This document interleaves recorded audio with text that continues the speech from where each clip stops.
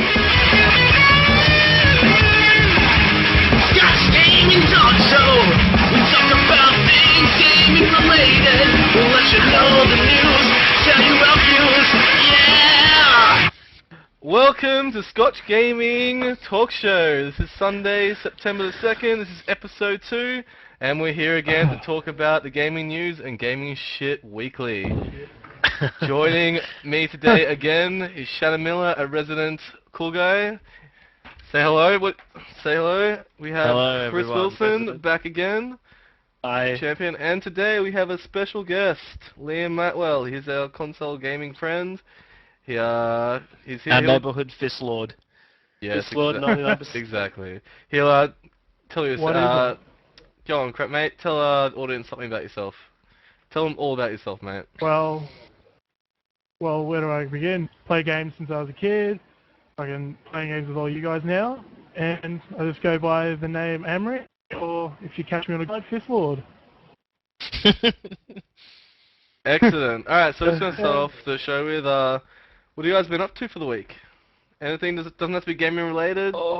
Some stories about your week? Anything? Take it away, anyone. I don't care. I've been working like a dog. I got this thing. Fix that up. It's all together now. I don't know if you see it. What is it? Look at that. It's all together. Put all my pedals together. Oh wow, you got it. Awesome. Yeah. It's all fixed. That's what I've been doing this whole week. Nice. and drinking much, of course. Alright, well I've just been working as well, playing Secret World a bit. Liam, what have you been up to this week, mate? Working my ass off and just pretty much just playing games, playing Secret World with you, dude. Alright, mate. Alright, so we're going to start off this week. We're going to talk about the Copernicus videos that came out. One of the former 38 studios, obviously the defunct 38 studios, came out with some videos pretty much to say that, hey, this game actually was a really fun game. And look at the videos. I watched one of them. I hope you guys watched a few of them as well. Shannon, just want to give us a few impressions on what you thought about the videos? Looked awesome. I was actually surprised on how far along they were with the project. I didn't realize they were into... Because I think in one of the videos they showed off even the UI, didn't they? Yeah, they actually showed off the UI? quite a bit. Yeah. I'm really surprised on how far along they were, so... Obviously, there must have been a good reason for them to cancel. I suppose then, obviously, because the company kind of went out of business and lost all of its money. But I'm surprised that no one's going to pick it up. Maybe they will. I hope so. It looks awesome. Did you think it looked too much like World of Warcraft? I mean, the graphics were obviously very updated and quite unique. Yeah, it looked kind of World of Warcraft-ish. It's got a similar sort of style, that cartoony fantasy style that's sort of been popularized by World of Warcraft. Like, there's a difference between, I suppose, stylized fantasy and the type of fantasy that WoW does. So yeah, it looks very close. It obviously looks like a very sharper, a nicer version of WoW, like a very clean. I really liked it though. Maybe it's because I do like the WoW art style as well, but you know. I'll put it to you this way: if Copernicus came out tomorrow, do you think you would pick it up just based on what you've seen so far? It looks cool. So plus, I really liked what was their other game? Kingdoms of Amalur. That was a really cool game. So. Oh, it does look cool. Alright, so Chris, we'll go to you. Did you manage to watch any of the videos? No, I didn't. Oh. You didn't watch watch it? Was quite hard. Have you seen any of any videos at all, screenshots about the game? I'm looking at the screenshots now as we. What do you think of just your first impressions about it? I don't know, like Shannon said, the cartoony style, like WoW. I can see that pretty vividly in the screenshots. Yeah. Do you think Yeah. Do you think that that style of game will work anymore? Well, yeah, like there's so much to expand on it. Like, why wouldn't it? You know, there's Well, even WoW's extending there's different storylines to pursue and all these. You see all these quests in WoW that. We're going to talk about WoW a bit later, so just hold off on your WoW talk for a second. Sorry, I'm just playing it all week, I know you love WoW a lot. I'm playing it 3 years of my life, so I don't know. We'll go to you, Liam, mate. I know you're not actually you're quite new to the PC scene, I would think. So as like a new person to the PC scene, you haven't really played World of Warcraft. Your really MMO experience is related to the Old Republic and the Secret World. Have you seen the videos? Have you seen screenshots? What do you think so far? I managed to catch the video for the actual world when it first came out of Copernicus, and from that really detailed, and the graphics for it, like we've been saying, is like very like cartoon sort of childish, but from that it looked really good. And I have played Kingdoms. I love that. So if the game Copernicus is going to be anything like Kingdoms, it would just be amazing, and I'd pick it up straight away. From here, I guess we'll go. Obviously, 38 Studios is now defunct. Do you think like any studio, like the game seems almost pretty well done, yeah? Like you'd think any company would be crazy not just to pick it up, spend a year maybe polishing it, and then bring it out. Don't you think they could make an MMO on the cheap that way? Yeah, exactly. They could. Oh, go, Sean. I was going to say, I think one of the main reasons is though because of all the debt that 38 Studios is in, they actually have to buy the debt. So I know that all the debt at the moment is owned by whatever state they borrowed it off to get the funding for the game anyway. So I'd assume that I'd assume that the same would apply to the Copernicus project as well. Maybe that's the reason why nobody has, because from what it looks like, yeah, it kind of does look a bit wowish, but I think that it looks like from what I've seen anyway, a pretty cool game. So more impressive than WoW now. Yeah. So WoW's pretty impressive. Did any of you guys manage to catch much of the MLG this weekend? I watched pretty much all of it. You watched all of it? Did you find anything interesting catch your eye from that MLG? A bit of League of Legends drama. Nothing out of the usual? Well, I'm not even going to explain this section. What drama did you see happen, Shannon? Take it away. Alright, so basically, I can't remember the team names. I know it was... It was Curse Gaming. What they work at? It was Curse Gaming and Team... Curse and Dignitas? And Dignitas. Yes, okay, so basically they were overheard at a local food restaurant, I think across the road from where they were staying at the MLG. And they basically cohorted and said, we're going to kind of not really throw the match, but whoever wins, we're going to share the winnings. So they agreed to do an all random, all mid. So they just went random characters, ran straight into the center of the game. It was, apparently from the perspective, I never watched it, but from the viewer perspective, everyone was kind of like, what the hell? And then all this info came out afterwards, and they were disqualified. So I think it's stupid that they did it. What a dumb thing to do. Like, especially with League of Legends being so high at the moment, with viewerships on like Twitch or in their comps or whatever, and to do it at something as big as MLG is really dumb. Like, I'm sure that in some other esports, and they've already said it, like, it happens. They throw games, it's basically kind of cheating, really. And it's just bad to see it at such a high-profile tournament. Like, if that happened in StarCraft 2, everyone would lose their shit as well. So, yeah, I think it's shit. And it sucks for the people that were watching the stream, even though I don't really watch League of Legends. They want to see, like, a sick game for the finals, and they were left with something crap, so, yeah. Yeah, from my perspective...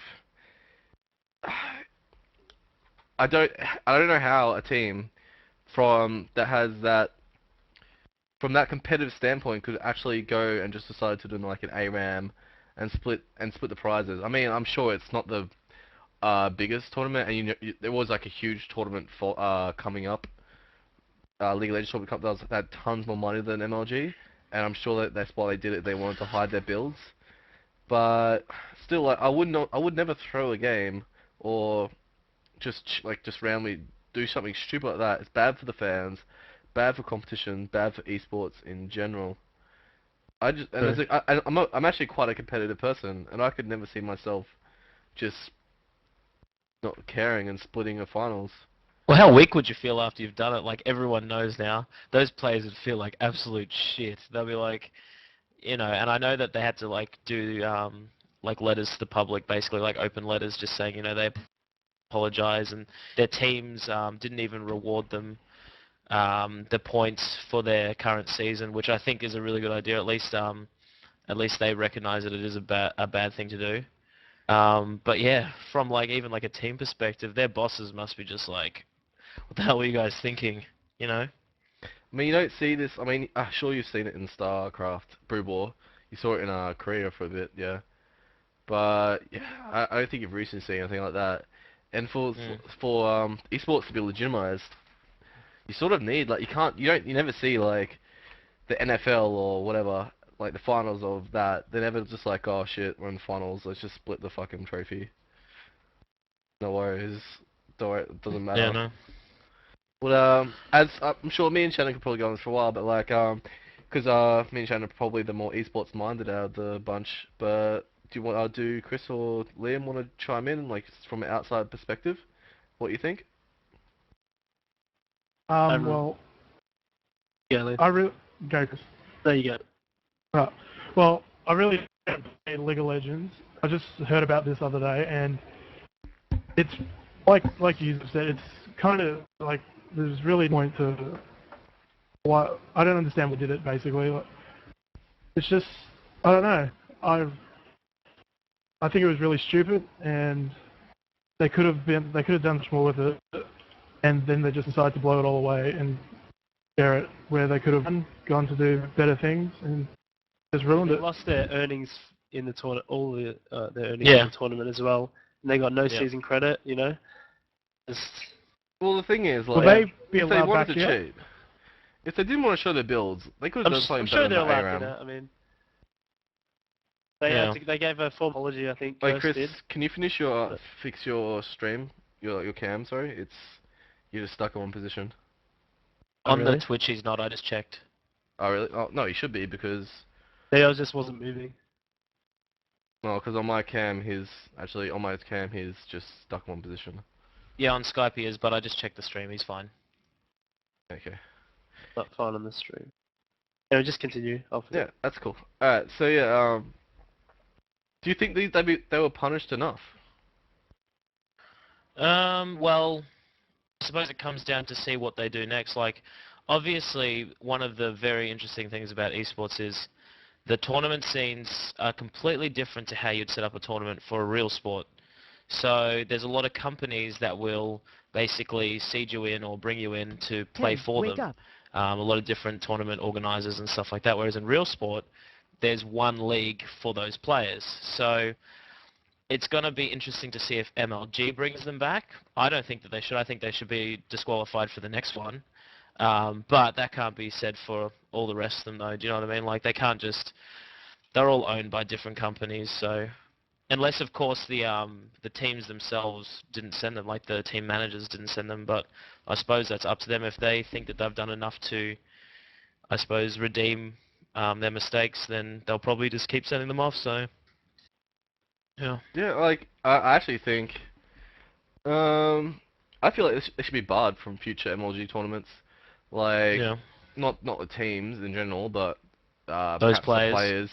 I mean, that's pretty reprehensible. I've never been in like I've competed in like a lot of you guys I used to play competitive like TGC, Yu-Gi-Oh and stuff, and I was in like the national championships finals and stuff like that, and I would never think of trying to split the prize money or whatever. But well, you'd think if you're at that level of competition anyway, why would you want to share money with anybody? Well, I fucking want it all myself. Well, I think that their whole reasoning was that MLG, the prize money wasn't that large compared to the tournament that was coming up, and they didn't really want to share big builds.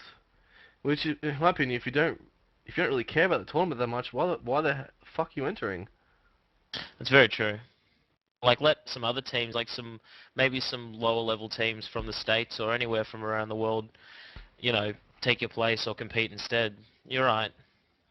Yeah. Exactly. Anyone else have any thoughts in particular about the subject? I haven't really been keeping up with MLG, so. Why not, Chris? Why haven't you been keeping up with MLG? Because What's your problem, you play mate? Warcraft and Don't you love WoW? You- Don't you love League of Legends? Don't you love StarCraft? Come Didn't- on, mate. I see. Didn't you see my channel in the TeamSpeak? Constant WoW PvP. What does that mean? What's your favourite What do you think thing that about means? League of Legends, mate? League of Legends. I love it. Good game. You know, a lot of people hate League of Legends. Actually, I don't know there's probably why, more they people just that think like it's it a- than Actually, hate it. yeah, more people No, play no, it I than would think hate a it. lot of I speak to are like, oh, it's just a Dota clone, or Hon is way better and stuff. But I think I personally, think players really prove well done. themselves. How many there are? Yeah, if you think of it like that, my friends. A few people play I it. guess. A few million people. Yeah, guess it's still dumb friends. What, you calling us dumb? No, me dumb. No, Anyway, no, you guys are. anyway. So from that, been a bunch of DLC that has been released this week. The first one /soon. /soon.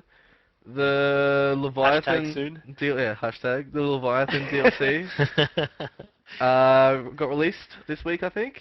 Woohoo! I am not that. I'm not actually that into the DLC. Actually, I don't like DLC that much. I like to play my game and then I like to be fucking done with it. But I know some of you guys actually love DLC. I'm assuming that's Liam from the Massive Woohoo Yeah. Oh, episode. I love So the new DLC. Liam, take it away and talk some shit about the new DLC, the Leviathan DLC. Alright, Dicks, well, lesbians, and crazy men. Go all on, I'm go going for to it, say Liam. is that this talk about the Mass Effect DLC isn't going to be good. Because, me, the new DLC for Mass Effect, it feels like the Arrival DLC for Mass Effect 2. They strayed away from the narrative. That wasn't the strongest part of it.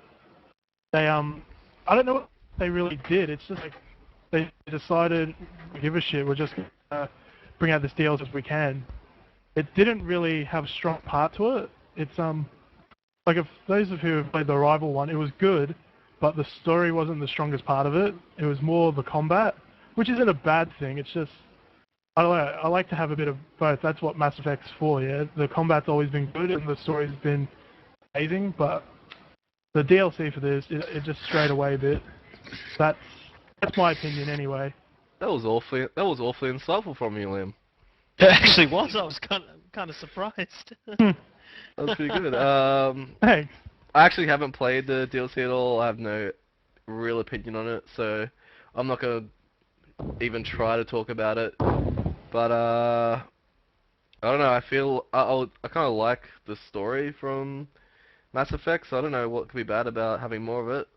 You guys want to talk about it? Well, I played Mass Effect 2 a lot longer after it came out, so I got it with the DLC anyway.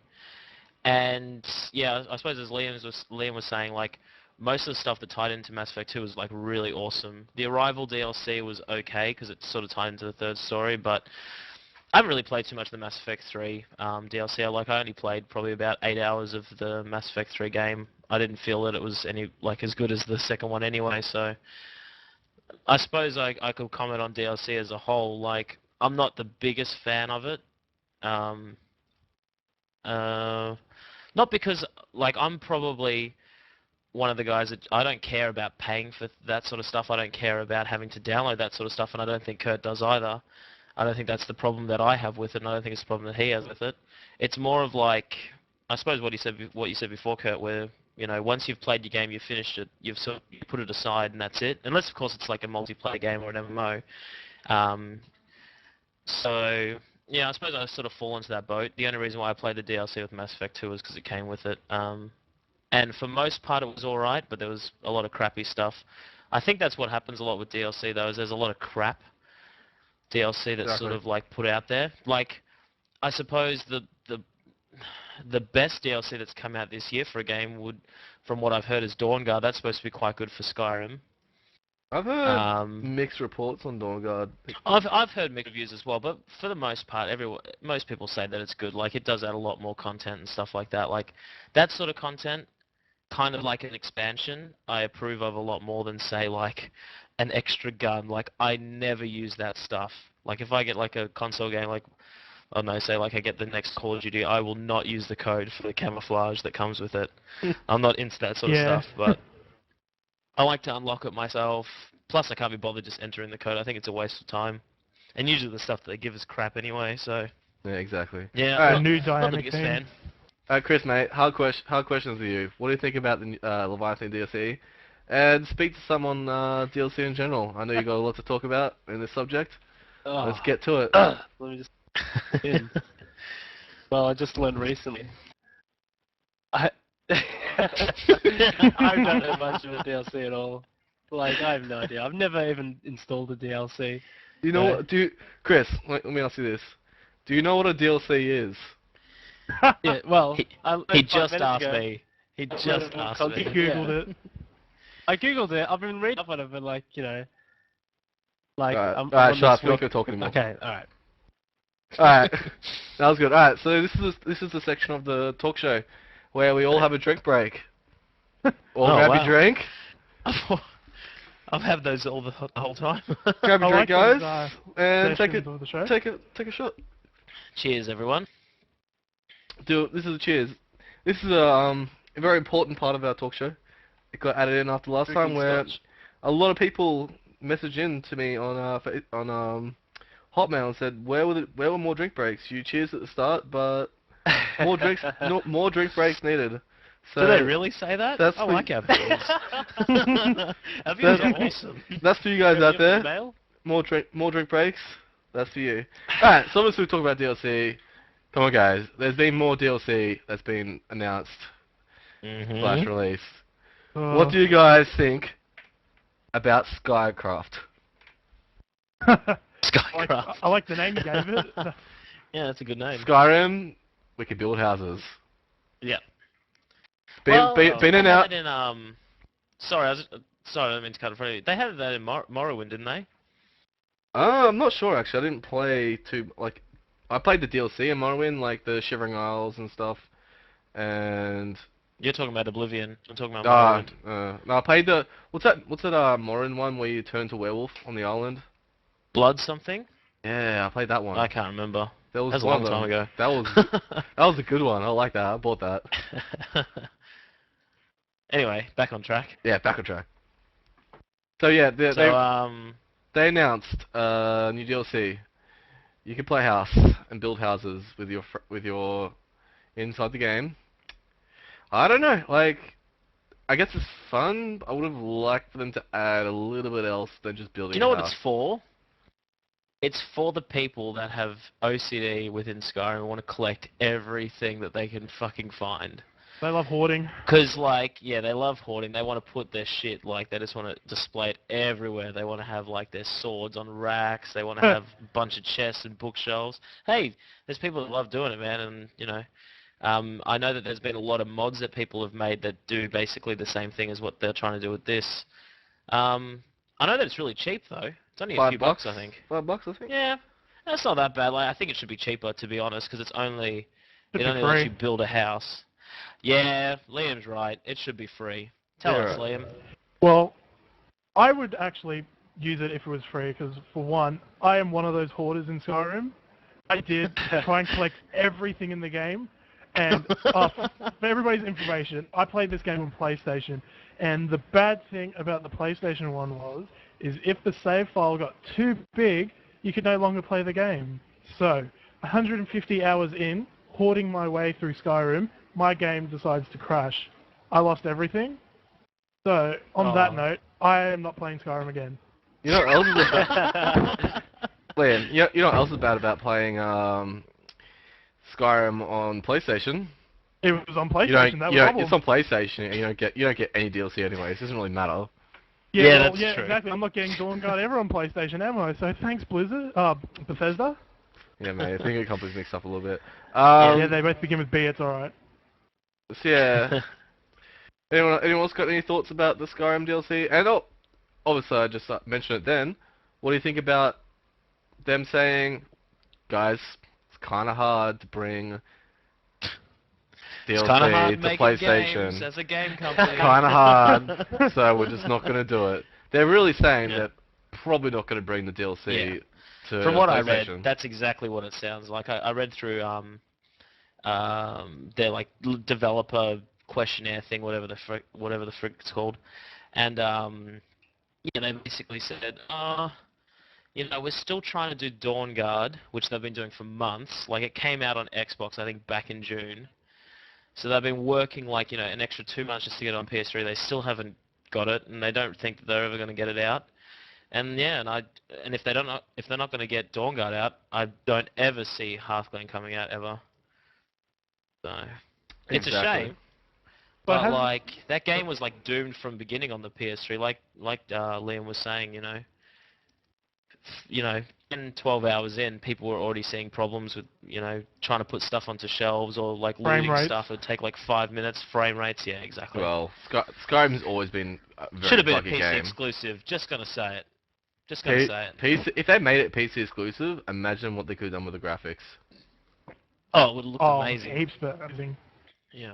Just imagine. But hasn't Bethesda always trouble with the PlayStation? With games? Because I know Fallout 3 was very buggy, and so was Vegas, even though they didn't make New Vegas. I don't know.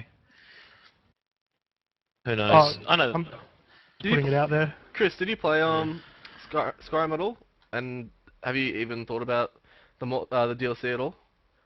I assume you... I've thought about the DLC in Skyrim. I really couldn't be bothered. Like I heard Warhammer DLC, if that's okay.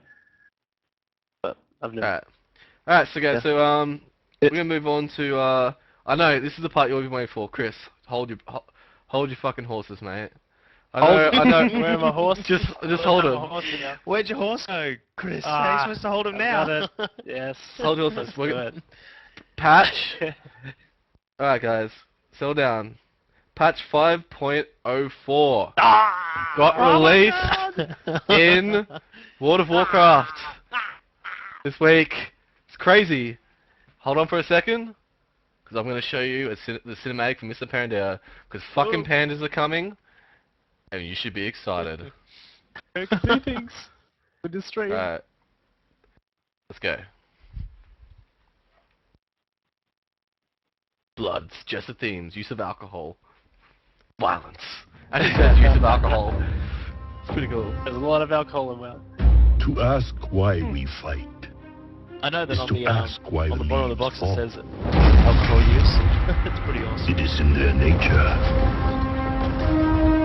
I love this cinematic now. Perhaps there is a better awesome. Are you guys watching? Yeah,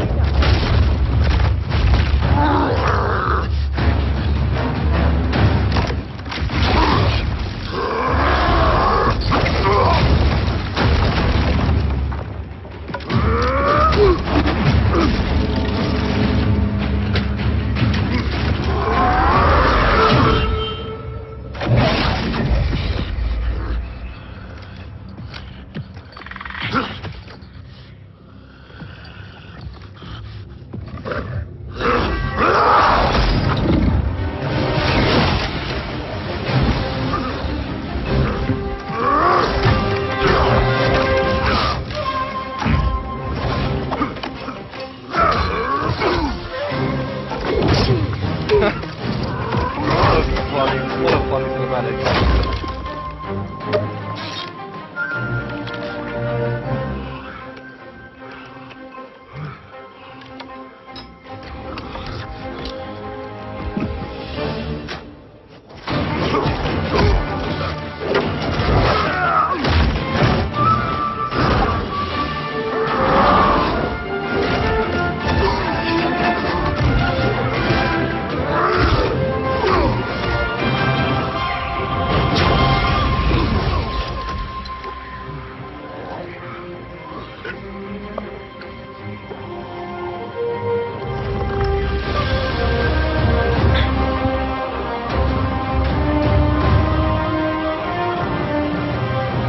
Why do we fight? To protect home and family. To preserve balance and bring harmony.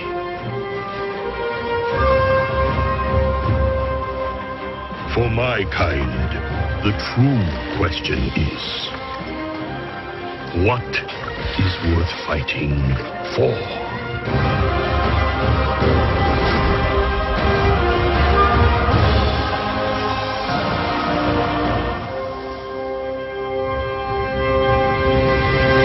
All finished?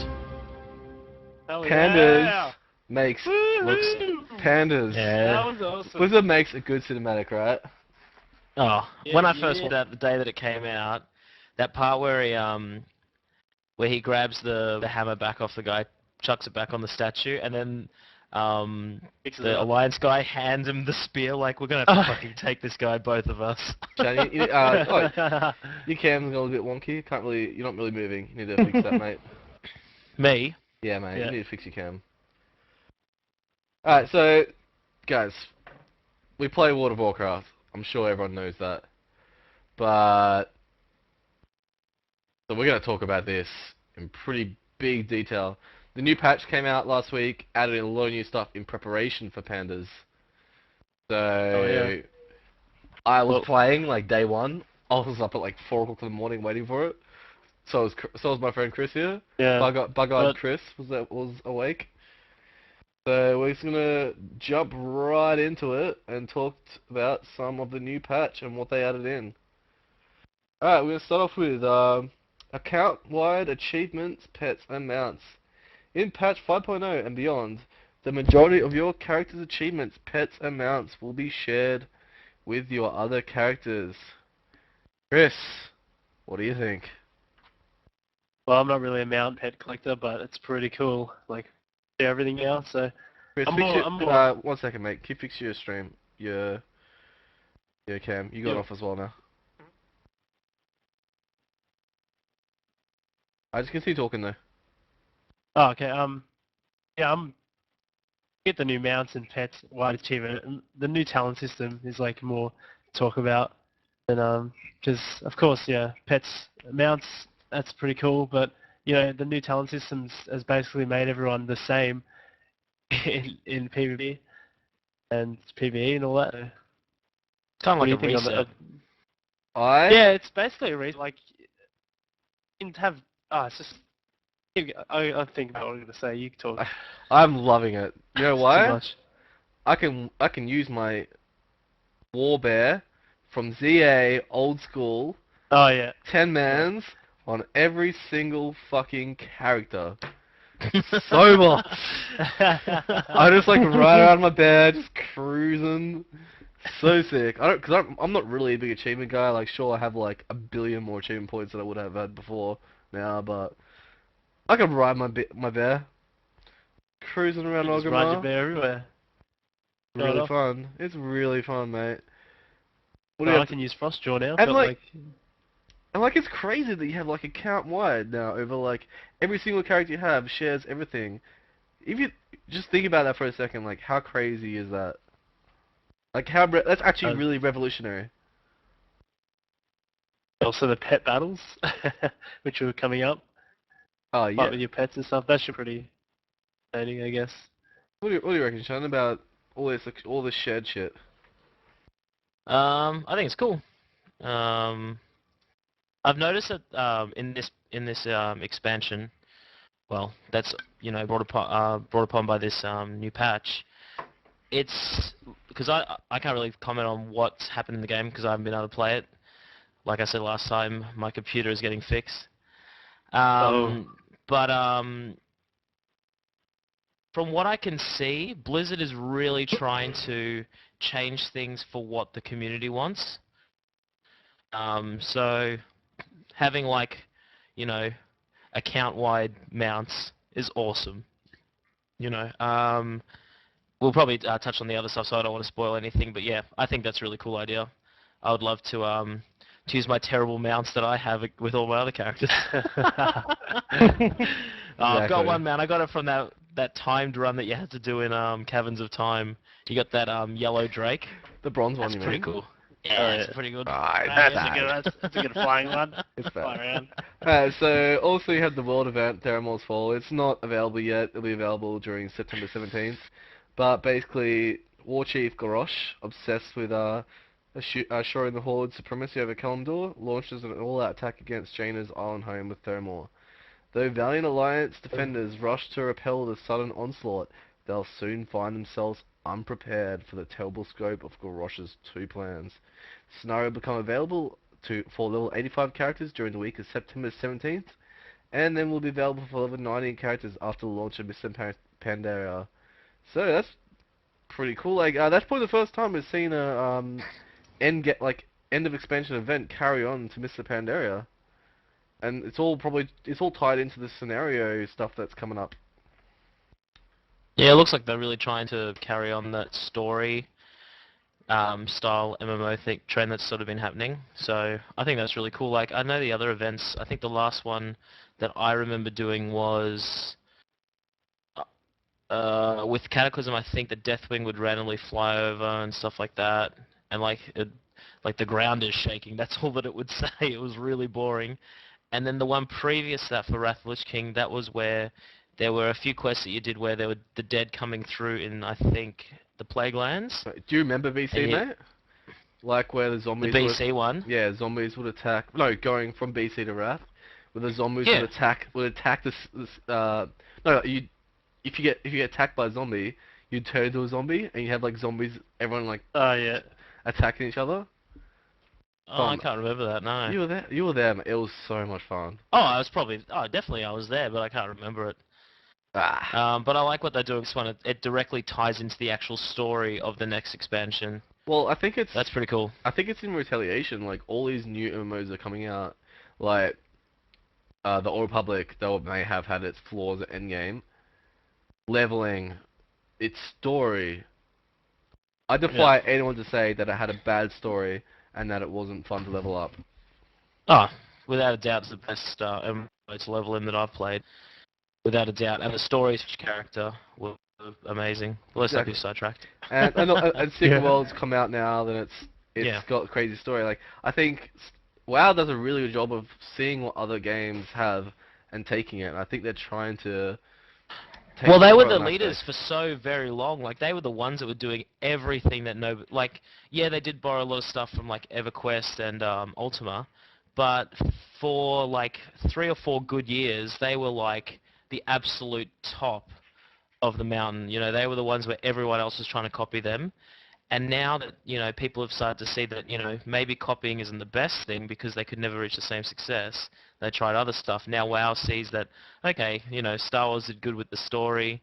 So is, what's it called, Secret World and a couple of others as well. Even Guild Wars is trying to do it. You know, they've thought, well, maybe we should take something off the MMO market because that's what people are wanting. So I think it's a good idea, great idea. Yep, exactly. Anyone else got any thoughts about that certain aspect of the patch, the scenario aspect? Probably not. Nope. No. All right. So we're just gonna move on to the next part. I'm gonna skip the area of looting because that's just like a pretty much basic function of. Although it's amazing, such a cool idea. It's cool, yeah. But it seems so basic now that once I've thought about it from every other MMO has it. Yeah. Anyway. Alright, so we'll go. Cross-realm zones has been put in. In some zones, players are now able to form a group with other players from a select pool of realms. When a player is in a zone that's set as cross-realm, they'll be able to see. in addition to seeing other players from their native realm, they'll also seamlessly see and be able to play with players from other realms. That is amazing for leveling up. Yeah. How often when you level up a new character, you go into a realm and you're like, oh, I'm playing a single player game with no one else in this game at all. Yeah. I think it's awesome. It's another thing that I think that they've sort of not really, how should I say it, like, in Star Wars, one of the cool thing was, like, it's kind of different. Maybe they don't link very well, but, you know, with Star Wars, you'd go into a group and you'd do everything together. It really felt that you were part of a group. But like you're saying, like in WoW, nowadays, when, you know, the expansions have been out for so long, you do start leveling. You're there on your own. It doesn't actually feel like you're playing a game with anyone. So I think that's a really cool idea to do the realm, the cross-realm. God, it must be, like, tiresome on the servers, though. What a crazy architecture they would have to set up to do that. Like, I can't even begin to even wonder how they've done it. It was a big thing when they introduced the cross-realm BGs, but that's instance, you know, that's going to a separate plane. This must be using some sort of phasing. Yeah. And into an area, you go. Yeah. Must be Have using phasing. Have you experienced it all, Chris? Or no? Have I? Chris. Oh no. Have I experienced it? Yeah. No, I haven't really. It's like that's in the. Is it ready? Is like when you do it right now? I don't think it's ready. Is it? I don't think so. Maybe not. No. I'm not actually. Yeah, sure. thinking I haven't actually played World of Warcraft that much. I've sat in Orgrimmar for the entire I think that's time. something that's being introduced in Mr. Pandaria for the leveling. No, I wonder if it's going to extend for all the zones. Is that extending for all zones or just in Mr. Pandaria? I'm pretty sure it's in at the moment, Shannon. Sorry, mate? I'm pretty sure it's in at the moment for some of the zones. No, it's in 5.0. From the patch notes. Yeah, anyway. Oh, okay. I'm pretty sure it's up. Alright. Can someone link me the notes, by the way? Sure, mate. I'll take a read of them. I think it's there. Thank you. Alright. Alright. The big thing that this new patch released. They completely fucked over the old talent trees and introduced new ones. Oh my god! Like Diablo. As a mage, a bad mage. Oh, great mage. What do you think? What do you think about the new talents? I'm OP. That's all I say. No, what do you actually think about them? Like, compares in comparative to the old talent tree system. Like I was listening at first, and I was sort of I didn't like it, but then I played with it and found out that it's actually really awesome because I can just, you know, so many spells are shared, and I don't have to. It's such less of a hassle than doing talents constantly and redoing the talents. All you need is the dust of what is it? Disappearance. Yeah, you just use that, and you know you can change any spell you want, and it's really good because including the new spells are on there, which are absolutely amazing. I can do a 15-second silence someone, and that's all I really. Fucking ridiculous. I know, crazy. The one thing I really like about it is Blizzard wants to try and stop people from having a cookie cutter build. Blizzard, you will never stop people from having a cookie cutter build. Never. There's always going to be a clear winner out of all the builds. That's the thing. What I think that they have succeeded in here is providing a means in which people, for certain raid fights, will have to switch out abilities from fight to fight. That would be really cool if they actually implemented that as a thing. You know, that would be cool. Which I think is amazing. I love it. Like, for instance, like some fights I might want body and soul, but which increases like I'm a priest, so which increases people which I bubble their speed by 60%. But for most other fights, I'll probably want the feathers, which I can lay around and people can use. But on the other side, I can see where a lot of people that play the game are going, Blizzard, mate, Blizzard, come on guys, you're dumbing the fucking game down. There's like fucking 3 choices. Easy peasy. Yeah, 1, 2, 3. Yeah. There's no way you can fuck up now. Yeah. I haven't obviously been able to do it yet. but I have jumped onto some pages where they have like the mock-up ones, so you can just like, like a talent builder. And from a rogue perspective, I hate it. I think it's awful. Rogue's got nerfed so bad. I don't. Yeah, I think I've been it's finding like heaps unintentional. I think it's like not unintentional nerf, but it's like a. I don't know. From what I can see, because I don't really play too much PvP. Like I'll do it here and there for some fun, but I mostly do PvE. And from a PvE perspective, there is like 30% of the talents devoted to damage, whereas the rest of them are devoted to like something shit. That's for me personally. Like, let me see if I can find it while I'm talking. But yeah, like I find that it's a lot easier to do your talents now. But I don't like how much it's been dumbed down, especially for a rogue. Like a rogue is, for most purposes, a lot different to a lot of other classes in the game. Like most of the classes are ranged. There's a couple of melee, but like a warrior is entirely different to a rogue. Like a rogue, especially for a damage rogue, like for a DPS rogue, is like it's so much different to what they're trying to propose with their new builds. I can't find the page that I was on, but it seems like they've almost focused a bit too much on PvP. Or on the trickery of a rogue, I should say. Not really on PvP, because I've heard some bad stuff about PvP rogues as well. They're saying that a lot of talents share on the same tree, on the same level line, or whatever you want to call it. But yeah, focus really on the trickery of a rogue, like as if every PvE rogue wants to run around and just like shadow step into like, I don't know, and hide into an urn or something like that. Are you saying they don't? Well, it'd be pretty fucking cool, actually, now that I think about it. Maybe that's what they're trying to go for. Hiding in every rogue is like, oh, it's a boss fight, better go hide in the urn. Yeah, like, I can see that they want to make rogues a bit more rogue-ish, make them a bit more stealthy, but stealth doesn't play at all a role in PvE. Do you know what I mean? Like, other than being able to vanish to drop your threat, that's the only thing that you want to do that's anything to do with the subtlety of a rogue. I think they've gone a bit too much on the subtlety side. Yeah, I don't know.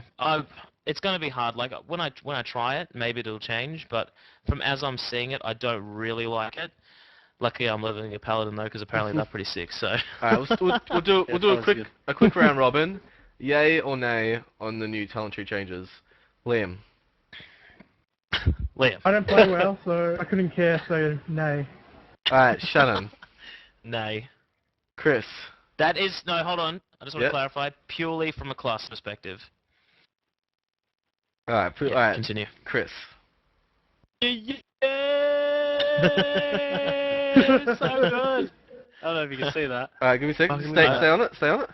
Full screened it. I full screened it for you. See how, like, you've stupid primary talents? They're cool. And your glyphs count as well a lot now. Like they made it before, like they weren't.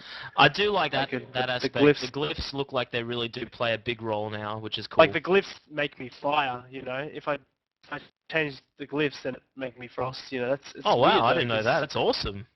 You know because what? There's a combustion like glyph, and yeah. So I have to. And for me, combustion. So for me,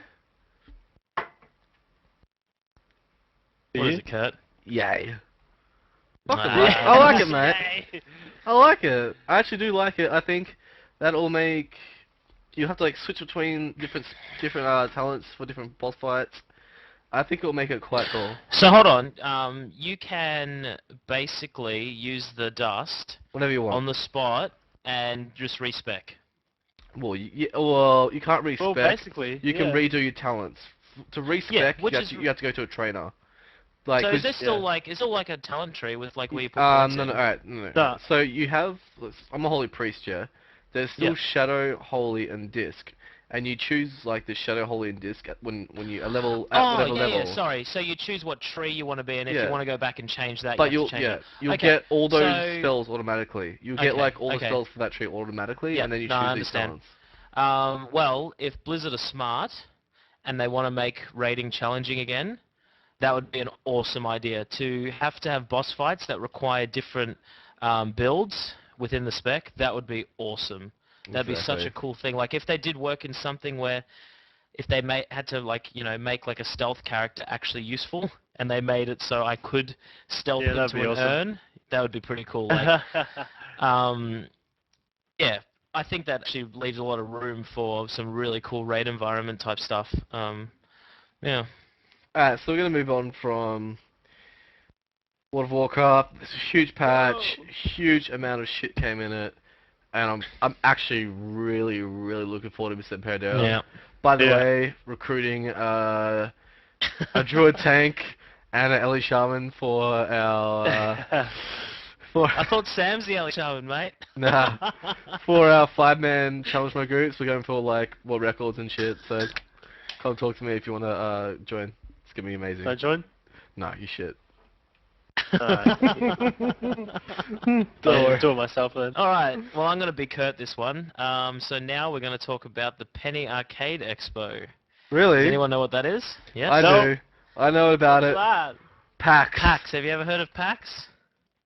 I know hacks. I use them. I'm gonna basically what happened. You know, PAX East was just on this weekend, I believe. Just finished. Finished tonight. Yeah. It's a huge thing. It's becoming one of the biggest expos in America. It's fucking coming to Australia. Hasn't come to Canada. Hasn't come anywhere else. It's coming to Australia.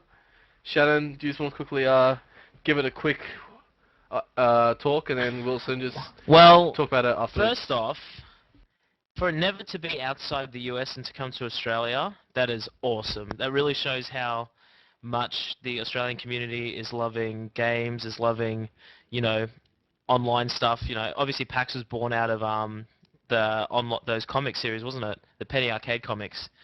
So to see that something that massive that has become in the States to come to Australia first is cool. At an esports view, like that's pretty much what I watch for within Penny Arcade. Like I'm super excited.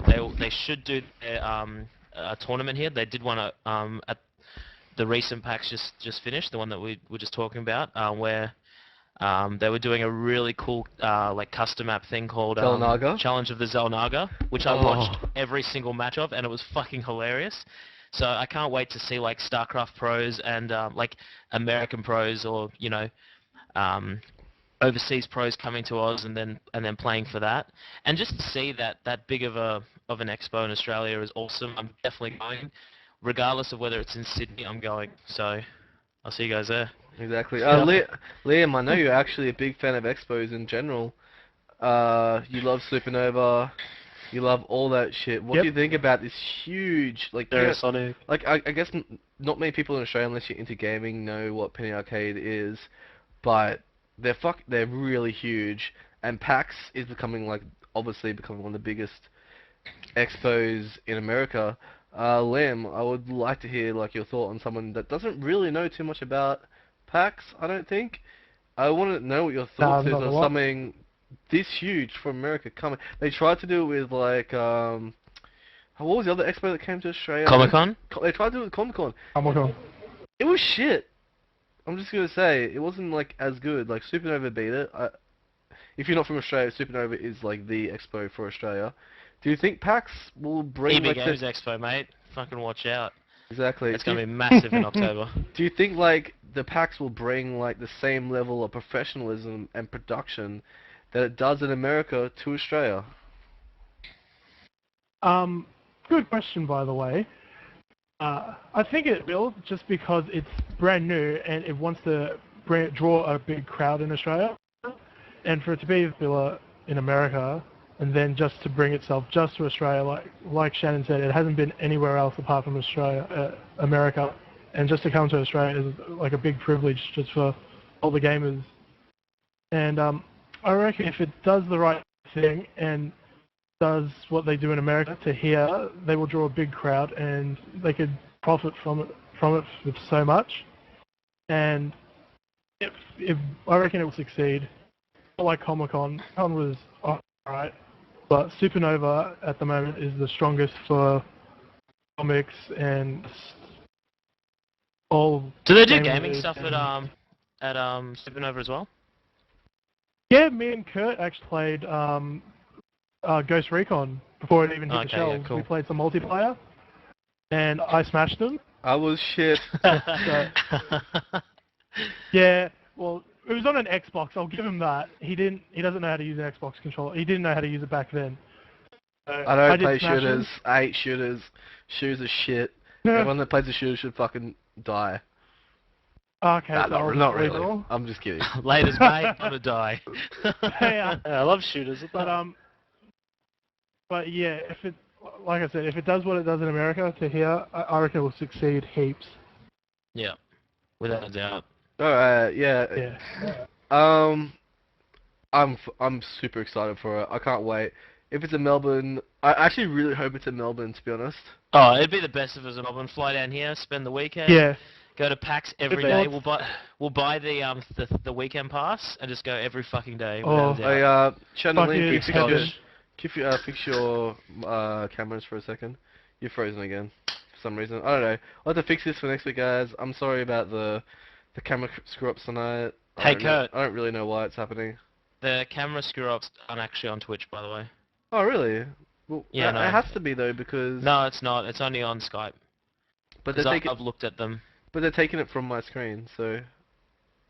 Like, Oh, really? Twitch is going from my screen, so it has to be on Twitch as well. So can Okay, you fair guys just fix it quickly? I'm sorry, we're actually quite new to this video casting thing, so... Is it me as well? Yeah, it's both of you guys, man. Sorry. But either way, I really hope it's in Melbourne because you know all my friends live in Melbourne pretty much, and I love going down to Melbourne. I would really like to live in Melbourne because it's a cool place. You should, man. But Straight from here. if it's in Gold Coast, I'll go to it as well. Probably. Oh, regardless where it is. You know what? I hope it's not anybody in would Sydney. go. Because I don't really want to go to Sydney. I don't really care about Sydney that much, to be honest. Yeah.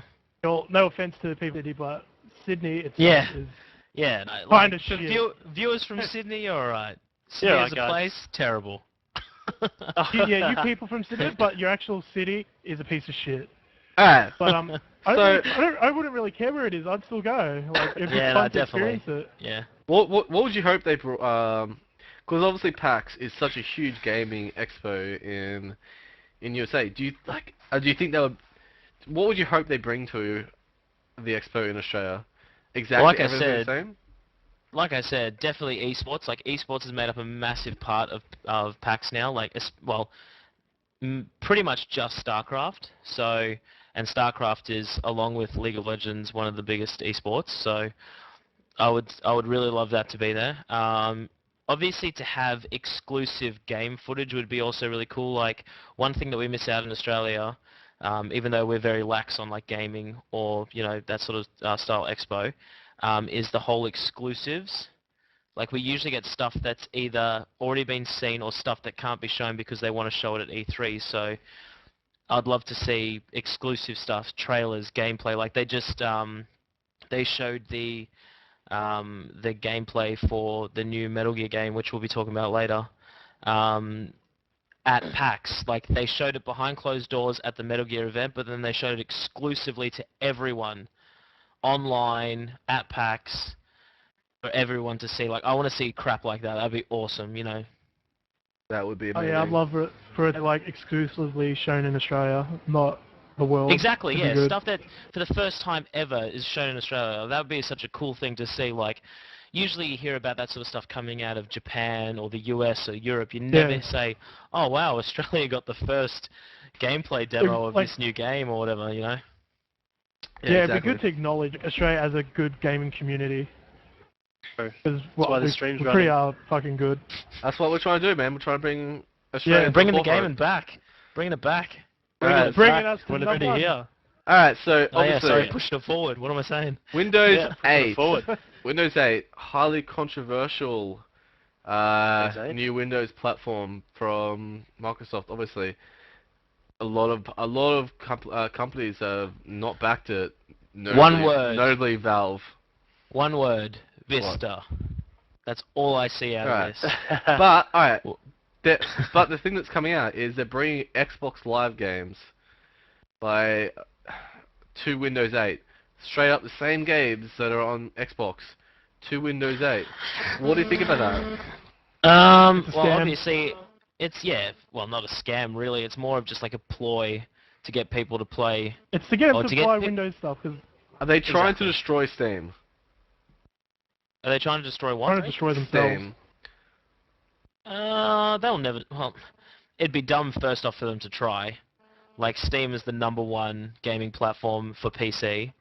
You know, there's nothing that does it better. Like, what's the EA one called again? Origin. They tried. Origin. Even they're nowhere near as good. So for Xbox, sorry, for Windows to even try, it's kind of like a weird decision. And the games that they've shown that are playable are like all the Xbox Live Arcade games. They're not even real Xbox games yet, so I don't know if that'll ever happen. But I think it's just a ploy to bring people over to Windows 8. If from what I've seen, and I've actually used the preview build. I downloaded it probably about 8 or 9 months ago. So it was fairly new in development, but it was the open preview build. And from what I use, like, it's basically Windows 7 with a touch screen start panel. So you press, instead of pressing the window key in the bottom left, when you mouse over it and you click, it brings up like a touch screen type of interface. And like, while it's cool, I don't even know why they're doing it. I think Windows 8 should have just been purely for their touch interfaces. I think it should have skipped on platform, because Windows 7 is their best since XP, you know? Like, this is just going to be another Vista, like every second Windows. Yeah, that's true. You know? Every second Windows. Oh yeah, Chris, so you've been silent for a little bit, mate. Yeah, well, what are your thoughts on... You don't know much about Windows 8? No, I haven't looked it up, and I don't... Well, we'll skip over we'll skip over for this time, mate. You gotta fucking research this shit, though. You're a good guy, but you can't... You can't survive on looks alone. Give me more time then, mate.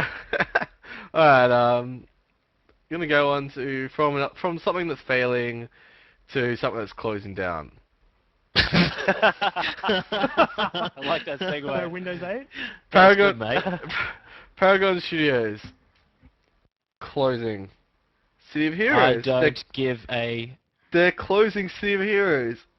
Oh, you played no. City of Heroes. I Come on, I mate. play it every day. Come on, mate. What am I going to do now in my afternoons? Nah, I don't give a crap. Like, it sucks for the studio. You play RuneScape. Without a doubt, it sucks for the studio. I don't mean it like that. Like, any type of closure, whether you've got a successful game, whether you've got a crap game, it still sucks because there's a lot of people without jobs. But personally, I don't mind. I suppose it's just the way of the MMO at the moment. You've really got to, I don't know.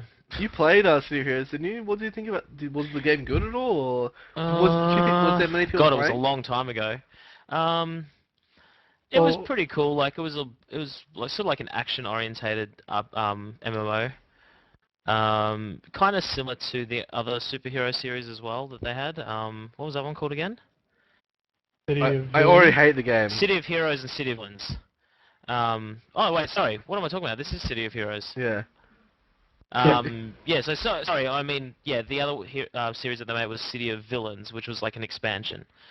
From what I played, it was pretty cool, but I don't know. This is just a quick.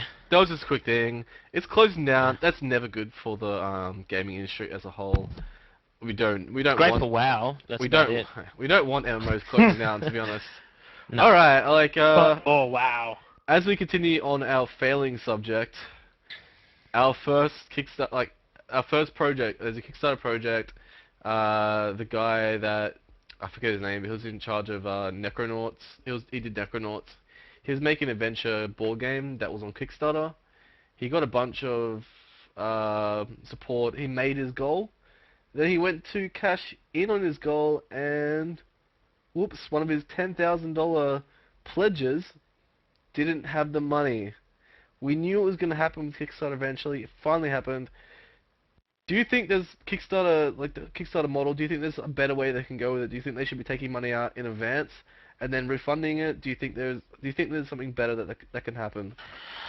It's a hard thing to think of because, like, I know that with Kickstarter, it doesn't guarantee that whatever they are creating is going to come out. It even says that in their clauses, like, apparently they will try and all this sort of stuff, but they don't actually really need to bring anything out from what I understand. So I can sort of see why they do the whole withdrawing or the payment once the pledges is over or once they're ready to withdraw on the money. But, you know, at the same time, they should have some sort of, like, price protection type thing for that, you know, so... Yeah, it kind of sucks, you know. He thinks he's got an extra 10 grand to make his game. He goes into withdraw it or start up his project or whatever. Didn't work. It didn't work. Where's my 10 grand gone? So I think there needs to be something that changes with that. Maybe it is some sort of, like, you know, well, for me personally, if I'm going to pay somebody to do something, it's because I want to buy it. So if I'm willing to pay someone $10,000 to do something, that means that I've already consciously thought of that I want to pay $10,000 for them to do it, so I'm going to pay them the money. Yeah, like with the Ouya, like if I wanted to put down $99 to buy the console, it's because I want to buy the console. So I would probably expect them to take the money straight away. That's actually how I thought it would happen. Well, so this is news to me that it doesn't actually come out until afterwards. When you invest in something, like in the besides Kickstarter, in normal investments, you decide, oh, I want to invest in this, then you give them the money. Yeah, like, well, that's usually how it works. It's really weird that like they just accept all these donations on faith, I guess. Yeah, it is kind of a faith thing, because like you could have 100 people donating $500 each, and out of those 100 people, only 60 of them pay up. That's like 4 5s. That's like 20 grand. That's not included. So. Oh, Chris, I know I know you've been really into the whole Kickstarter thing. Do you want to give us your whole, opinion on it? Well, I can't believe 10 grand wasn't go through. It's just ludicrous. So, poor Jack Houston, developer. You know, I feel sorry for the guy. That's about all I have to say for that. You do feel sorry for him, don't you? Like, yeah. Most of the other programs have been fine. They've got, but I feel they've gone so much over their the amount that they've needed that they don't give a shit if like $10,000 pledge doesn't come through. Like they've gone like on a couple $1,000,000 over. This guy probably obviously just scraped through, and he got through with private cash-ins. Yeah, you're right. So I don't know. I really feel that they should change the model. I don't know if it's I really don't know if it's possible, but I would really like a way that when you decide you want, like you go, alright, I'll do this. It goes into an intermediary like fund or something, where it's not in the developer's hands. It's in Kickstarter's hands or something. Yeah, it's like owned by a different company for that period. Yeah, and if it makes the goal, then it gets given to the publisher. If it doesn't make the goal, then given back to the people. I don't know how hard. Do you think that would be something that would be hard to implement? Nah, I don't know. It just, I suppose, the way that it's working now seems to be working pretty good. Obviously, until this sort of happened. So I suppose that they were thinking, oh, maybe it's going to be fine how it is. So this sort of thing's obviously going to happen. I think you're right though. I think there should be some sort of like in between person that does deal with the money. So to make sure that this stuff sort of doesn't happen, like you pay this other company that's in between, like you pay Kickstarter, and then Kickstarter is then in charge of paying the person that's wanting the funds. So yeah, that would probably work a bit better. Or just like, you know, basically banking the money straight away. But does the way the Kickstarter work is only if the thing succeeds will your money be taken? Yeah, correct. Is that right? Correct. I don't know. Then that's such a. I thought that like regardless. I don't know. Maybe I'm completely out of the loop, but I thought regardless of whether it made it or not, that person still got the money to go towards their. No. If it makes the goal amount, then the money gets taken out. If it doesn't make the goal amount, then nothing happens.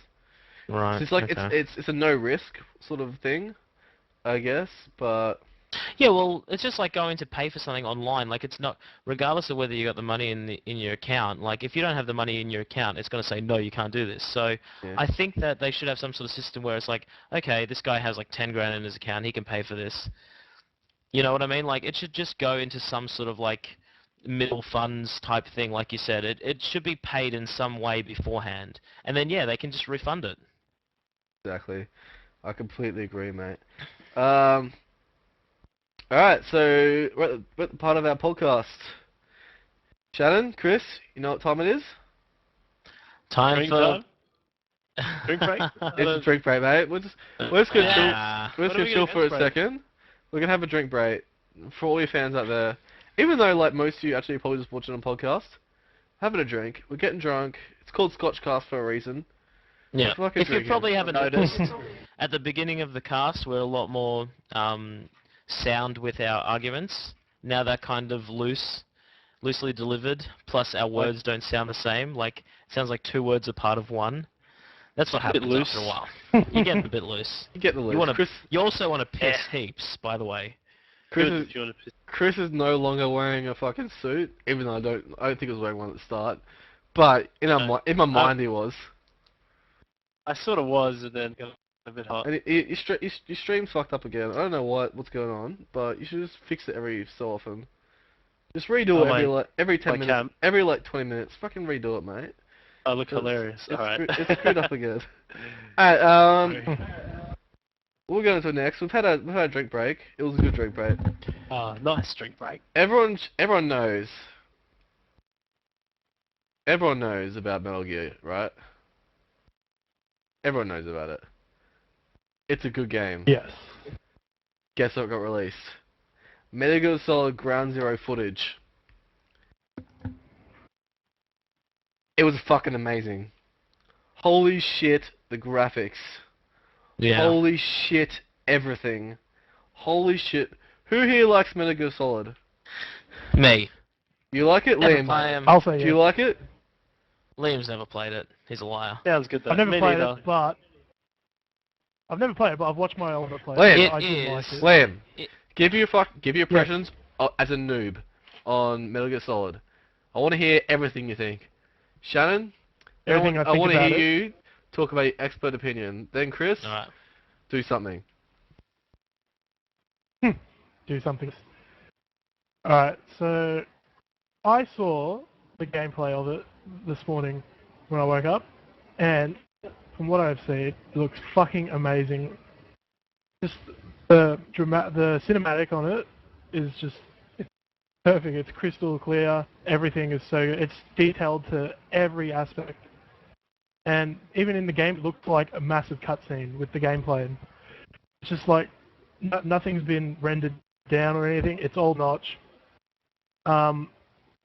As I said, I've never played a Metal Gear game, but I did watch my brother play them, and from what I watched him play with them and everything, it's good. It's different. I really don't know. I'm pretty sure in my eyes, it was the first stealth game I ever watched. And from that, it was really good. And I can see, like, from that sort of Splinter Cell games from it and all that. It's one of the, I don't know, I'd probably say one of the game-changing sort of games of the community and all that, I guess. Alright. That was actually, that was really good. Alright, Shannon. Yeah. Alright. Resident Metal Gear expert. Alright, so I have played every Metal Gear game. I have finished every Metal Gear game. And for those who don't know me, I never finish games. He doesn't. Ever. He looks at I'm a games. fucking horrible guy. Look at my face. The last game you finished was Dead Space 2. I never finish fucking games. So, for me to finish every one of the Metal Gear games is a massive task. And since the beginning, I've always loved the series. Like, the story, for those who have never played it, the story in that game is friggin' awesome. It's sometimes hard to follow, but, you know, the twists, the turns, everything, just absolutely enthralling. And for them to announce a brand new game that actually looks like a proper Metal Gear game, not like the Metal Gear Rising that they're also bringing out as well, is awesome. And to show it running on next gen, even better. And yeah, I'm usually that type of guy that when I look at gameplay trailers of stuff coming out, I look at the finer details. Like, people will look at faces, you know, they're like, oh, that's really realistic, or all that sort of stuff, all the way that they move is really realistic. I look at stuff like the fact that the fucking capes were blowing in the wind, and the rain was dripping off the bottom of them, and the light was sheening off the cape, and it looked fucking awesome. Like, that sort of stuff, like, made my dick really hard. And, you know, even stuff like the dog animation as it was jumping up the fence and barking, that looked friggin' incredible. It looked like a real dog. That sort of stuff gets me excited. Like, we've all seen realistic animations from characters. Like, Assassin's Creed looks like a real person running and climbing. There's no difference in that. But to see those minor subtleties, like I said, the rain or the light glistening off the water, is just awesome to see. So I cannot wait. Have you seen the videos at all, Chris? Yeah, I'm watching it now. It's absolutely crazy. I'm like gonna play this straight away. Like after just look at just. You know the first thing I thought of when I just first opened the video. I'm like, hang on a second. Yeah. Did I open a movie trailer? Yeah. That's literally what I thought. It did not look that much different from a movie trailer. Hopefully David Hayter is still doing. I'm sure he will. Yeah. I cannot wait. Yeah. Alright. That looks awesome. Can't wait to play it. Alright, so Metal Gear Solid. It's gonna be great. Hopefully. Oh, without a doubt. Alright, so That game's gonna be fucking crazy. you guys know that Final Fantasy XIV, it was shit. Yeah. They released a new video today. Obviously, they're re-releasing Final Fantasy XIV as a new game, yeah? Yeah. And I don't know, it looks good. I think it looks alright, but I'm gonna play the video right now for everyone that's watching. Anyone who's going to watch, let us know what you think, and we'll tell you what we think in a moment. Here's the video.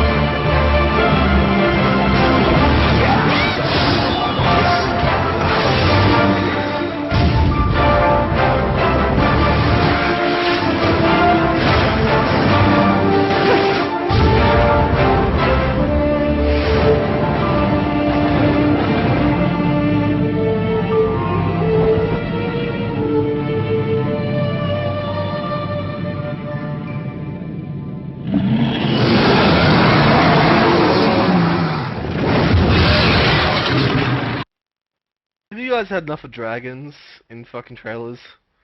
To be honest, look at it. There's a fucking dragon. And it's a shit looking dragon. I've had enough of Final Fantasy. You keep playing.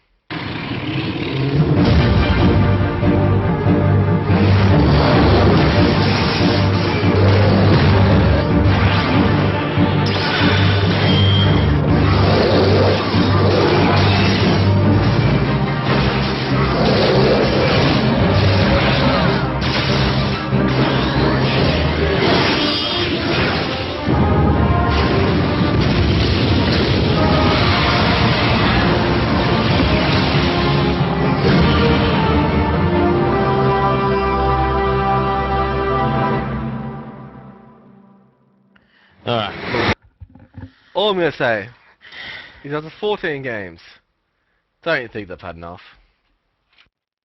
Well, It doesn't look good.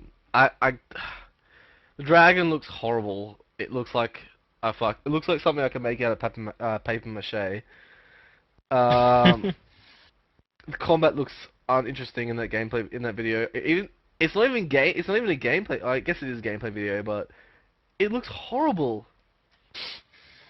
It looks horrible. It does not make me want to play that game at all. Even World of Warcraft looks better than it. And World of Warcraft is like an 8-year-old game. yeah. That's supposed to be a pretty good looking game though. I think maybe it might just be the trailer. I don't know. Everything about it looks bad. Yeah. I don't really have an opinion about it. Like, you'd think that if they failed once, why would they try and re-release the game again? Well, actually, really, they failed twice because Final Fantasy XI wasn't really that popular. Like, it stuck around for a long time, but, you know, then they do Final Fantasy XIV as another online game. It fails, and they're like, you know what? We're just going to remake the same game again and hope for the best. I don't know. They should stop playing. Do you think they should stop making Final Fantasy games? I think that they should stop trying with MMOs. in general? Yeah, I reckon in general. Like a lot of companies now try to adopt. What a nice drink. So, a lot of companies now try to adopt. You know, the whole, basically the WoW movement. I think that people just need to let it go. Like, there are games that are always going to be at the top. Like, before WoW, there was Ultima and, what's the other one called again? I said it earlier. I can't remember. But yeah, basically, there's like one or two MMOs that always succeed, and all the rest of them, they keep sort of like hanging on, and they have their small player base. But I don't know. I think that after everyone saw how much money Blizzard was making with WoW, they've all tried to do the same sort of thing, and I think this is just another prime example of people trying to make a lot of money off nothing. Like everything's moving free to play. It's the same sort of thing. They've seen League of Legends get absolutely ridiculously popular and make tons and tons of money, so now they all want to do it as well. I just think that maybe they should concentrate on doing some other stuff. I don't know. Yeah, exactly. They should just... I don't know. That's pretty much all we're going to do on that subject. Right now I'm going to ask anyone who's in chat that wants to ask a question, ask it, and in a couple of segments we'll take your question and we'll answer it. We're going to talk about now. You know one thing about what game released last week? That's all I'm going to say. Answer me that question. Guild Wars 2. Guild Wars! It's been 1 week since it released. Yeah. Impressions. What do we know? What do we know about it's a game called Guild Wars 2. How was the launch, in your opinion?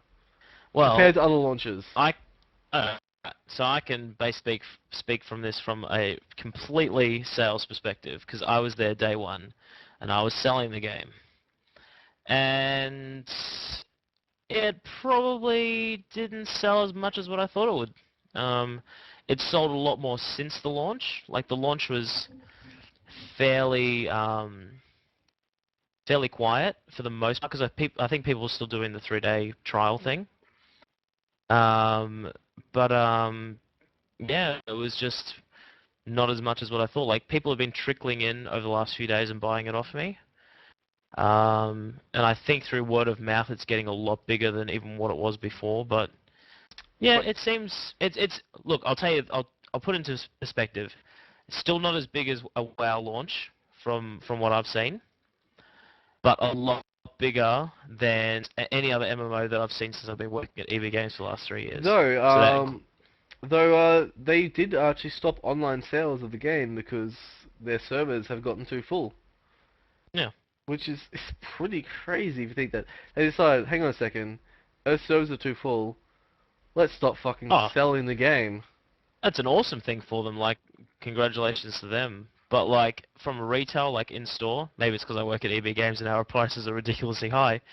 But that is true. I did go into EB Games today, and they were selling Guild Wars 2 for $80.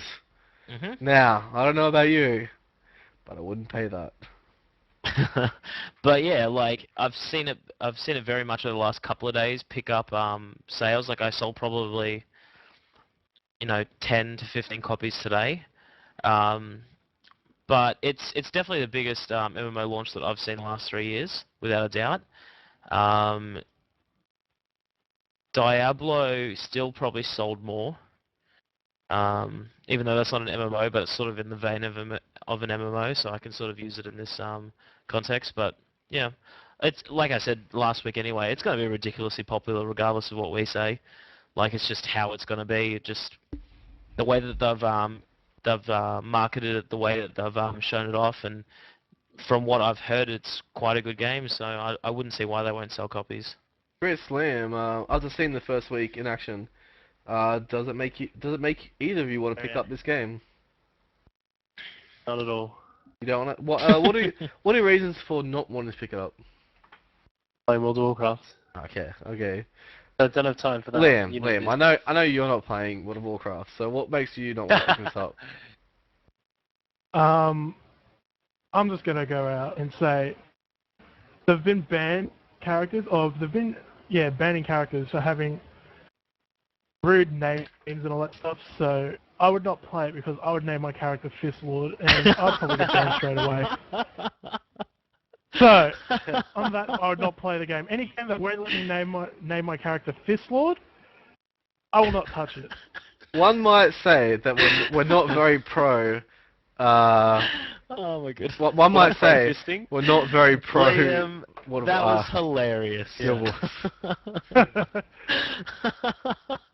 That's all I'm saying. Good. Look, the game looks alright, but with their option of banning people for having either racist names or sexist names, but every game, anything like that. Every single game that exists doesn't let you name your character. I will rape your child. I'm still slaghammering I'm sorry. after 3 weeks. Star Wars not but you can't run around and name my legacy. Hey, I'm sorry. Has someone let me name my character in their legacy, the Fist legacy? Have I yet to be banned from the game? No. There's nothing wrong with being a Fist because you've got a Fist. But and you're the Lord of the Fist. People might find it offensive, or Guild Wars company might find it offensive. They've been banning people for stupid names as well. I can't remember any of the names, but they've been banning them for some pretty stupid names. And I'm pretty sure Fist Lord would be banned. So, Guild Wars 2, sort your shit out. Have some sympathy for the Fist Lords. Go on. Have some sympathy for us. Because we have been around for ages, alright? The Fist Lords will be back. Better watch out. ArenaNet. We will Fist Lords again. are coming. And what better defense do you want when you're fighting zombies than a Fist Lord, right? Sorry? If you're in a complete zombie attack, say you're playing Zombie U, and you're in a huge zombie attack, what better do you want on your side than a major Fist Lord? That's right. You want someone to fist those zombies hard. Zombie U, good game. Take it away, Shannon Miller. Looks fucking awesome. I'm definitely of the pro Wii U crowd. This game looks awesome. Like, if you guys haven't seen the latest gameplay trailer, I think it came out last week. They basically did a developer interview and showed off like all the features of the game. Number one feature for me that stood out that I didn't even know about was your character that you make at the start of the game. If they die, you die forever. Once you make a brand new character, you'll see your previous self in the game as a zombie. And you can kill yourself to get your pack back. That is friggin' awesome. That is cool. The second thing is if you get bitten once, you will turn into a zombie. So you can be scratched, but it's supposed to be a very, very hard game, which I think is awesome. Like, you don't want to have a zombie game that's too easy. I've actually spoken to a guy that played the game last week. The Nintendo rep for EB came in, and he played at an event last week. And even though he said he only got about 3 minutes with the game, he was watching other people play it as well. And basically, from what he said, like, it looks like visually amazing. Like he said, it's definitely on par with anything that the current consoles can do. And the cool thing that he found out from Ubisoft was that this build that he was playing was the one that they built previous to E3, so it's probably a 6-month-old build. And they said the game even looks better now, and they were running on still the dev unit. They weren't even running on the full console. So this game is probably going to look better than what you guys expect. And yeah, from what I've seen, it's going to play amazing. So I cannot wait, and I will definitely buy a Wii U day one to play it. You know what? Yes. I'm going to say right now, I'm actually not that interested in what I've seen. Really? Yeah, no. To me, like... Is it because it's a first person? No, I just like... Is it the Could same be. like concept Dead Island? Like, cause Kind of like Dead trailer- Island, yeah. Yeah, the trailer of it exactly the same. I think as it Dead was Island. it was seen more than Dead Island, I reckon.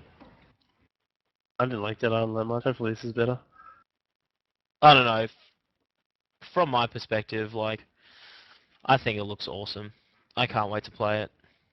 The one thing That's just me. that I still actually like is looking down at your bag and looking up to find people that have... That's the only thing I like about the game. Well, apparently it puts you in situations like that all the time where, like, you're always in this state of, like, needing to do things quickly.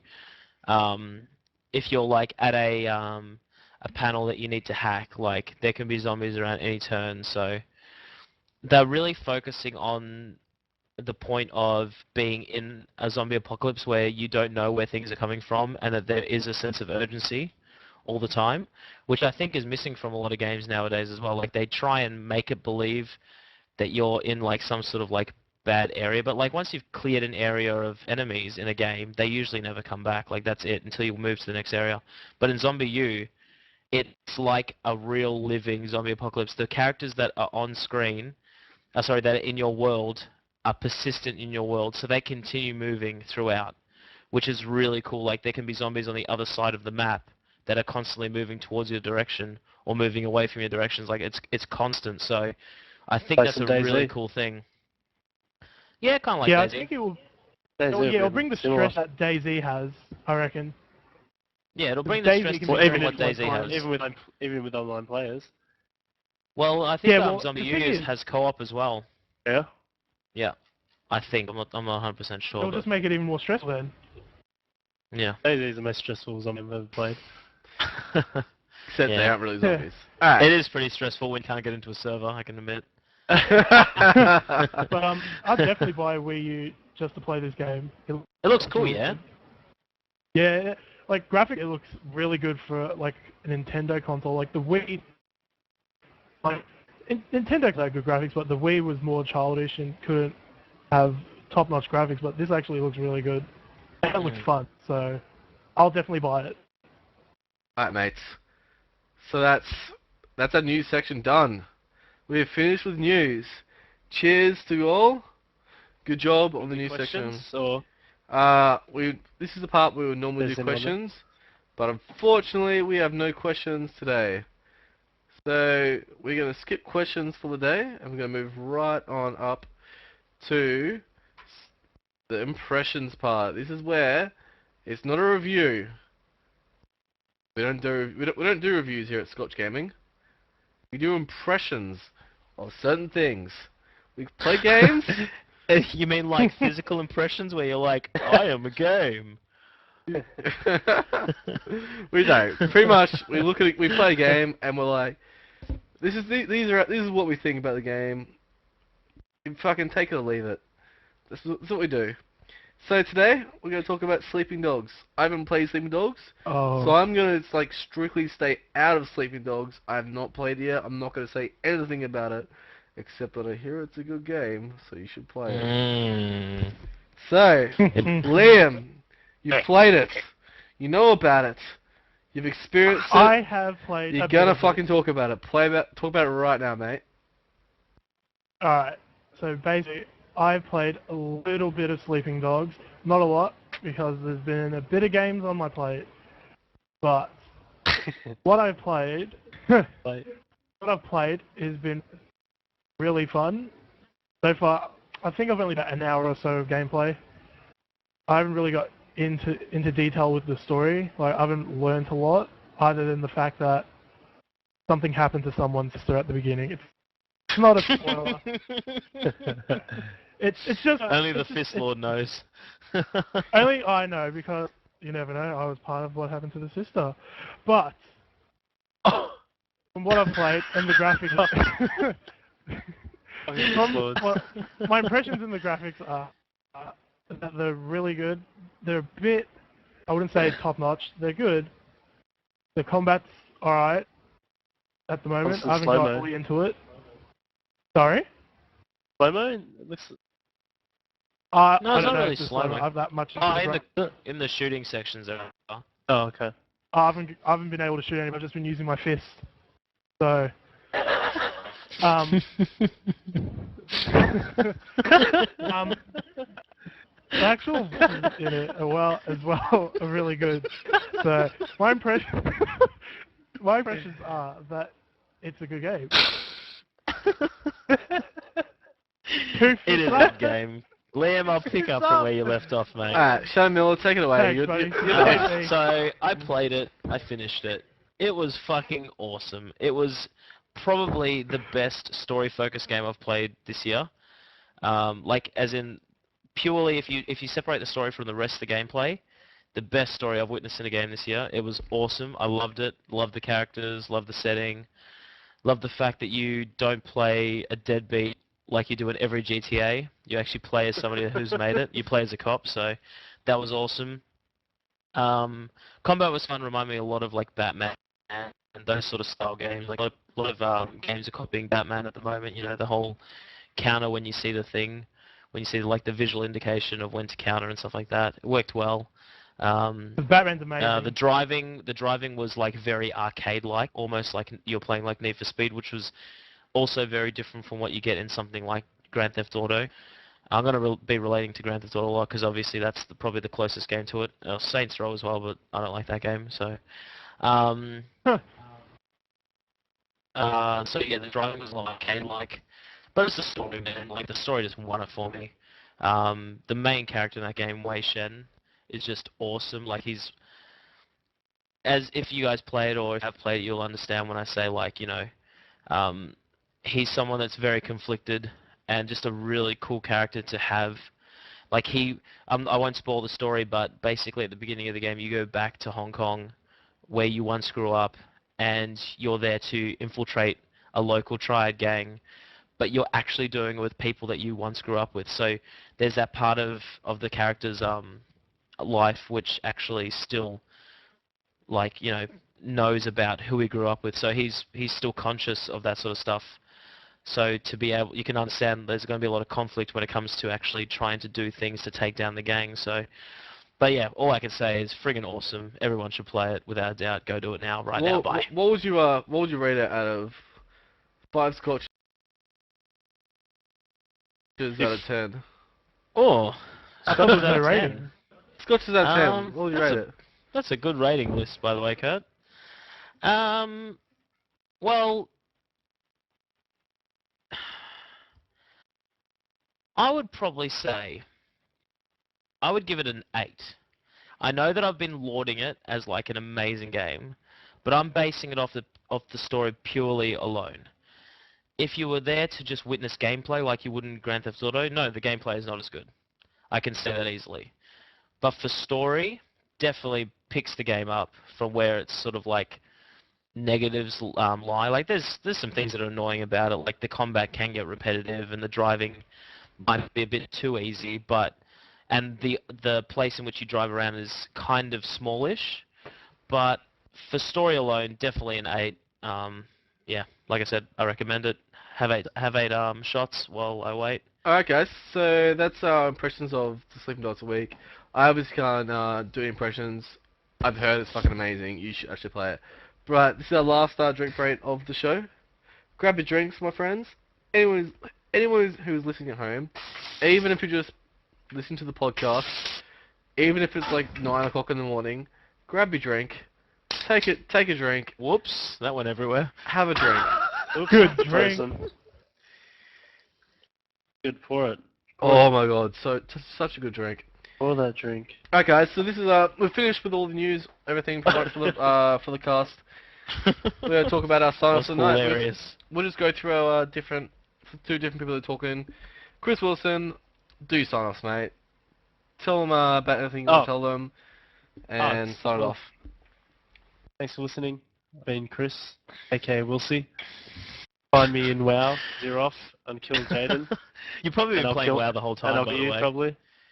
Oh no, I played a bit. Yeah. But yeah. Well, check out our bit as well if you want. I'm gonna throw that in there. Got my favorite episode on Facebook. It's simple as that. Just type that in, you'll find it. Is that it, Shannon?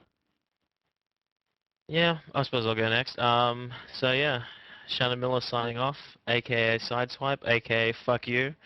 You'll find me in Diablo.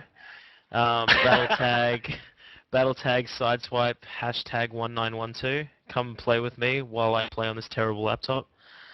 Until next time, haters, drink more. Alright, Liam. Take it away, brother. Well, I'd like to thank you for Alright, sick. Good job, Liam. Alright. Alright. God, Liam, you're good at speeches. This is the end of the podcast. I know. End of the podcast. You can reach me on @Krazak4 for Twitter, or at scotchgaming@hotmail.com. Send me your questions for next week, or you can message me on Twitch. You can also reach me at www.twitch.tv/Krazak for next week. Next Sunday, we're doing it around the same time. Every week we're doing this. We talk about the favorite gaming news, favorite games. We're drinking fucking alcohol. We're doing everything you like. Peace out for the week, and we'll leave you with the outro slash intro. I made it.